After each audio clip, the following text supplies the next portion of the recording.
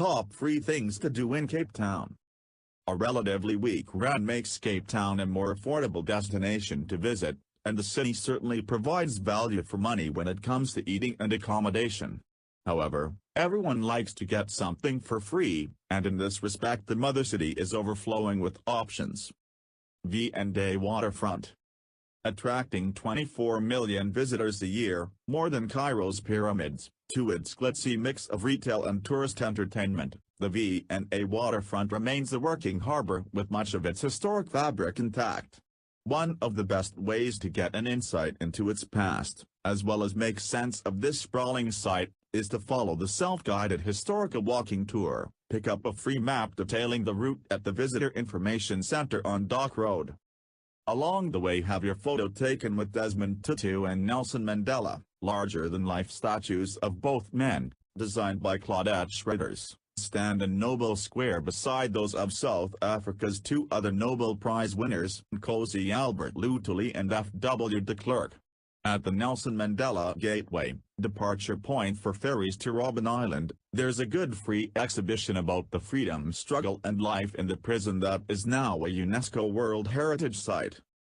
The Market Square Amphitheatre is the focus of much free entertainment, including buskers and various musical and dance acts. Videos are shown on a giant screen and there are live shows from 5 p.m. to 6 p.m. on Saturdays and Sundays. Mountains hikes. Table Mountain National Park is an amazing natural resource that is a pride of the mother city. Although there are admission fees to some parts of the park, such as Boulders, home to a colony of African penguins, and the Cape of Good Hope Nature Reserve, there's no charge for hiking the myriad trails on Table Mountain, up Lions Head or along Signal Hill. None of the routes up Table Mountain are easy, but the 3 km long Plata Clip Gorge route, accessed from Tafelberg Road, is at least straightforward. It's very steep and you should reckon on it taking you about 2.5 hours to reach the upper cableway station at a steady pace. Be warned that the route is exposed to the sun, so climb as early in the morning as possible, bring plenty of water and sunblock, and preferably don't climb alone. However, there's no need to reach Table Mountain summit to get brilliant views. A short hike up behind the lower cableway station will bring you to the contour path, running a fairly level way eastwards around Devil's Peak to the King's Blockhouse. The pipe track runs along the west side of the mountain towards the 12 Apostles and provides stunning coastal views. Beautiful beaches. Looking down from the pipe track you will spy some of Cape Town's most beautiful beaches. Separated from the bar and restaurant-lined promenade by palm trees and a grassy bank, Camps Bay is a gorgeous sweep of soft sand. However, it can get crowded, particularly on weekends, and is exposed to the wind. The surf is strong and the Atlantic Ocean is freezing, so it's also not particularly suitable for swimming. More sheltered are Clifton's 4 beaches, split by giant granite boulders. Clifton Third, the prettiest and most secluded of the quartet, cocooned by hillside beach houses, is popular with gay Capaonians, as is Sandy Bay, the nudist beach further south down the Atlantic coast.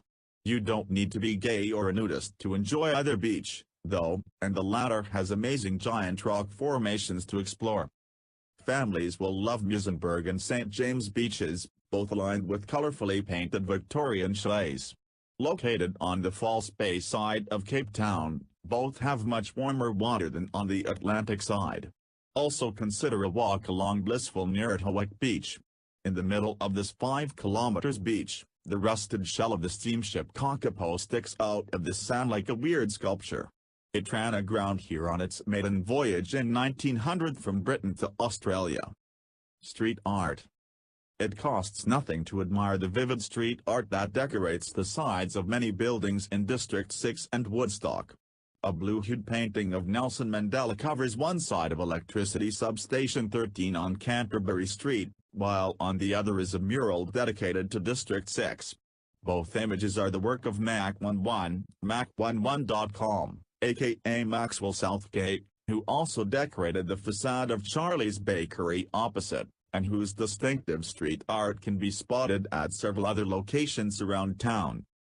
Another prolific street artist is Faith 47, Faith47.com.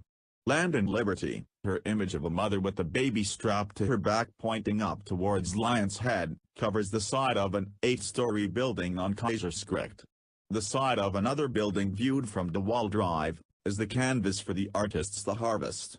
This proud African woman holding a crop of reeds integrates electronic lights that switch on when a donation is made to the Another Light Up project, and authorlightup.com, which funds lighting for public spaces in the township of Monmouthboise Park. A grid of streets off Albert Road around the Woodstock Exchange is a canvas for some amazing street art, much of it created during a collaborative project between A Word of Art and Adidas Originals in 2011. More pieces have been added since, such as Raised by Wolves by Nardstar, and Freedom Day mural by Freddie Sam. Gardens and Parks. It costs nothing to stroll through the shady company's gardens in the heart of the city center, where you can admire various sights, trees that date back to the times of the Dutch East India Company, pretty flower beds and a variety of statues, including a bronze one of politician and mining magnate Cecil Rhodes. Also in the city center, the Prestwich Memorial Garden is dotted with a collection of quirky sculptures and installations by Capaonian artists. These include the Rainbow Arch It's Beautiful Here by Heath Nash and Full Cycle Tree by Keeg, the latter being made from recycled plastic.